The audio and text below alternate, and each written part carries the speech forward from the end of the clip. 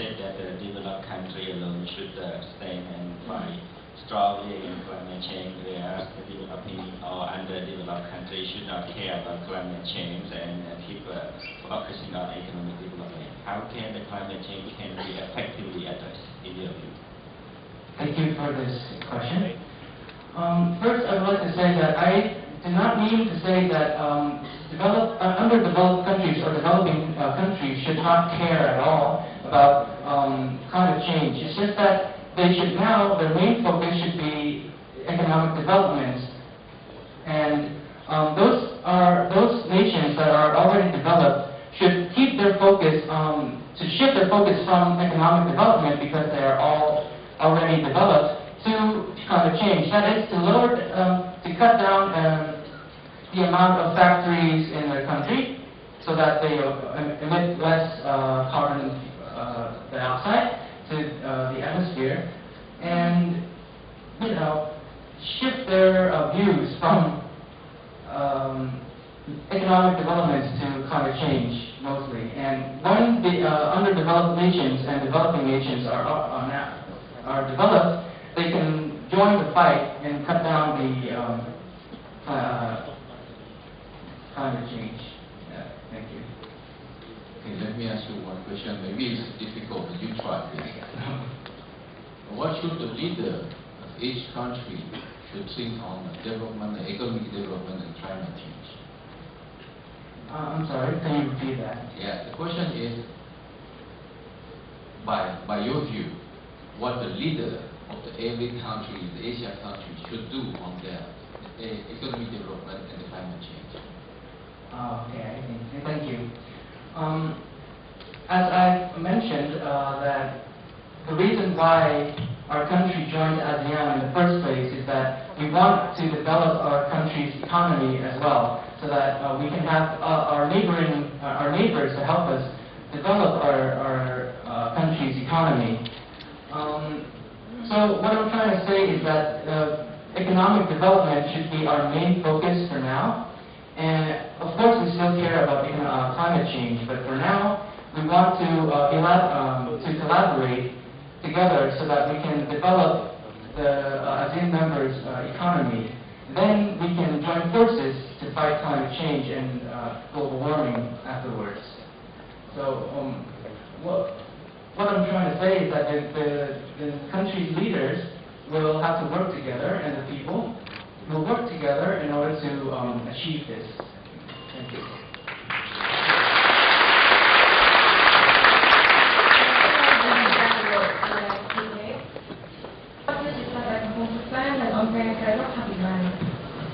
So first of all, let's enjoy a video clip of Mr. Satir Rotatara-Wood from the ISAC IFL. Cái anh có đang làm việc làm múa so anh chơi chung với cái ông clip là một bài trong tiếng múa thì lúc kia gọi là Wood đã anh chơi một cái ISAC IFL. Greetings to all distinguished spectators in attendance, judges, and also speakers. My name is Darwood, and I am an 18-year-old undergraduate at the Institute of Foreign Languages, majoring in International Studies. At the same time, I am also a representative of a youth-run organization known as ISAC IFL, and today I stand here as the competitor in the SpringBoard for Cambodia category. So we please give a big warm welcome to Mr. Ladies and gentlemen, there's one single phrase which states that man does not live on bread alone. Meaning to say that people need support in order to achieve success. And in a moment too soon, I'm going to go up there and I'm going to present my speech to all of you. So, everyone, please give me all the support that I need in order for me to present a speech. And I do hope that everybody will enjoy my speech. And I promise that I will try my other best to ensure that this speech will fulfill the support. So, brace yourself and please listen to my speech. Thank you.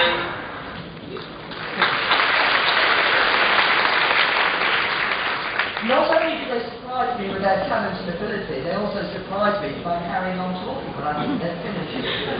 Anyway, will you please give a very warm welcome to Mr. Satir Rotatara.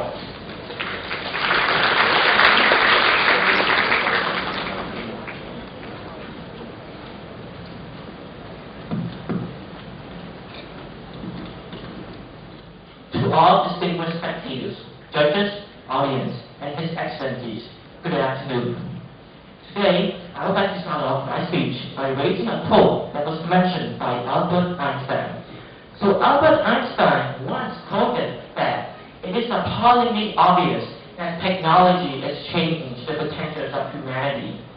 Albert Einstein made this implication that people are now using technology to change almost every aspect of their living, every aspect of their society, and one of which is to control birth.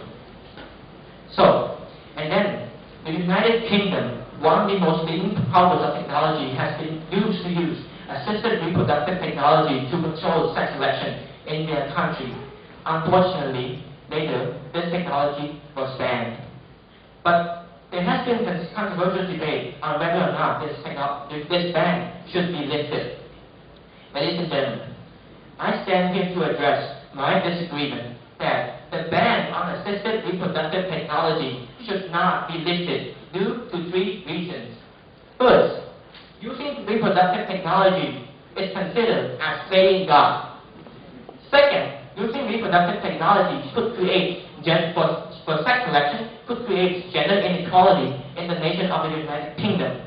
And finally, using this technology would require the United Kingdom to invest more in this kind of technology. Now first, before we get on to the first argument, I would like to define what does assisted reproductive technology means. So this technology is the type of technology which is installed in the health sector to change the reproduction or also to control birth. And sex selection here is choosing between gender, between male or female. So to sum up, this sentence really means that the United Kingdom has been controlling the birth of people by defining whether they are born male or female. And there has been a ban, and this ban should not be lifted. So now let's move on to the first argument of why this ban should not be lifted. First, it's considered as playing God. And as you know, to many philosophers and believers, God is the creator of human beings. Gods are those who create the people, not the nations. And also God are those who create male and female. And if the United Kingdom would practice this technology, they would create a reputation that they are playing God. And playing God to conflict the people in their society. Now, ladies and gentlemen, 63% of the total population in the United Kingdom are all Christians, are mostly Christians. And Christian people believe that Jesus is the creator of human beings. Jesus creates male and female, not a nation, not any other human beings. So this is why this ban should not be lifted. Second, it creates gender inequality in the United Kingdom. Now, in the United Kingdom, there is a population of 65 million people, ladies and gentlemen. And we cannot know whether they are male or they are more male or female. And if we employ this type of technology into the nation, we might either create more male than female, or we may either create more female than male. Ladies and gentlemen, as stressed by the United Nations Declaration of Human Rights, and also activists of human rights itself, gender inequality is in fact a very fundamental issue. And in order for our society to operate effectively, there must be the balance of the population. Of course, the balance cannot be achieved, but there must be at least, not more male than female, there must be at least the equality between the male and the female population in the United Kingdom. So this is the second argument.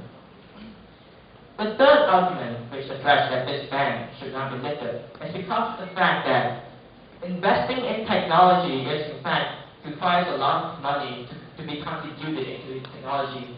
And the United Kingdom has been the pioneer of technology. They have invested most of their economic investment into improving their technology.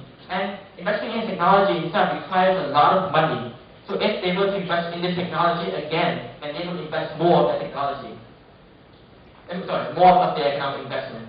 So to sum up, using assisted reproductive technology to actually change the aspects, the society, the population, and also the economic investment of the United Kingdom. And the United Kingdom could, if the ban is lifted, if the ban is actually cancelled, if the ban is actually lifted, then the United Kingdom will be facing many severe consequences such as gender inequality, economic downturn, or even this perceptual limitation that people are perceiving them as a nation that is playing as God. So that is all for my speech. And I believe that we cannot use, that this technology itself is indeed a double-edged sword. Thank you.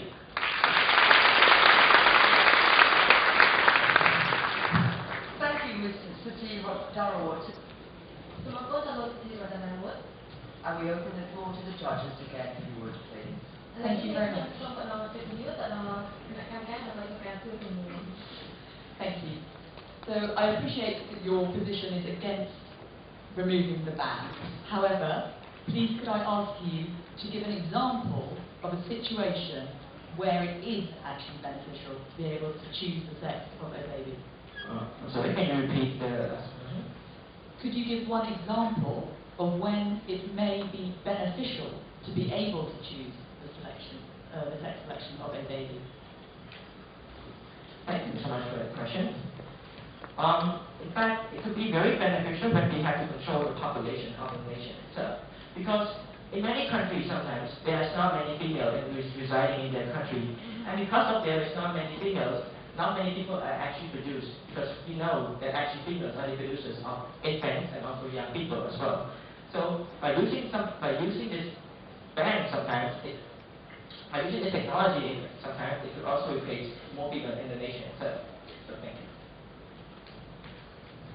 Thank you very much for your fantastic speech.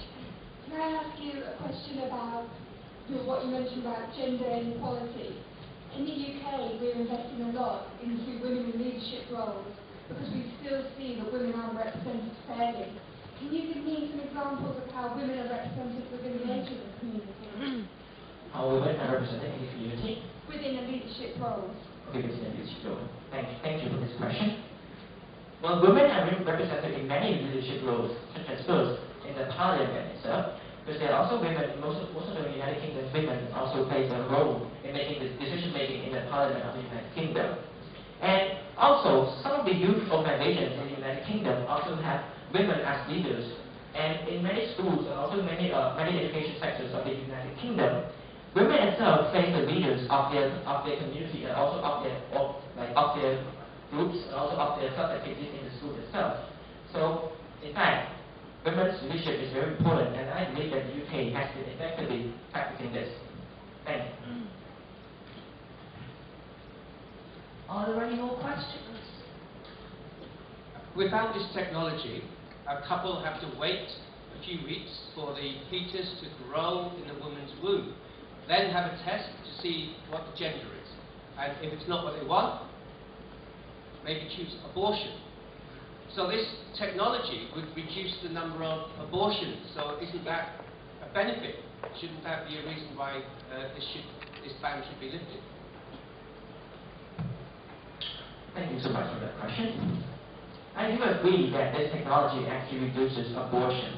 But when it comes to abortion itself, it does not matter whether technology can actually influence a person to reduce abortion. We ourselves, the fathers can also influence the people can also influence the mother to not take abortion, also to reduce young. And also the government can also provide financial aid to support the female and actually reducing young people as well. So abortion is not always the alternative. And we can also influence the decision of a person to actually put abortion aside and take production as an alternative instead. Thank you so much for that question. Well, thank you very much, candidates and judges. Now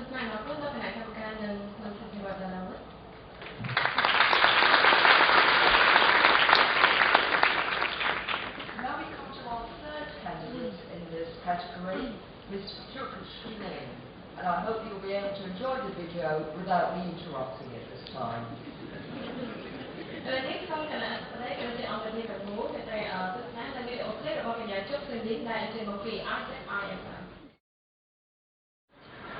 Greetings to all. My name is Joseph.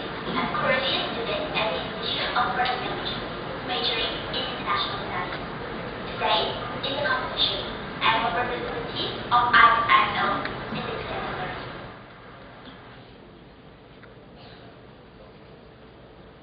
Ladies and gentlemen, my time for the stage has come.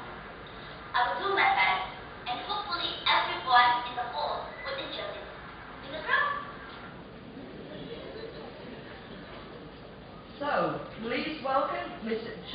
Trilling from Isaac IFL. câu các câu hỏi là các thầy.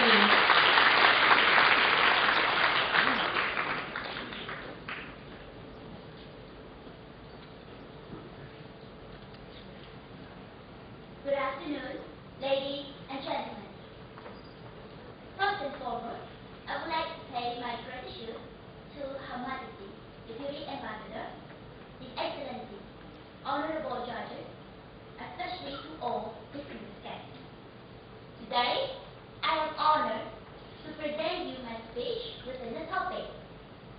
Western countries should not encourage coal-fired power stations in the developing world. Without any further delay, I would like to go straight to my first argument. So, I believe that the coal-fired station is really harmful to the developing world. One of the major problems is that it brings a very special effect to the environment, particularly in terms of natural disasters. We understand that coal-fired station is the use of coal to generate energy. So, in a way, it contributes to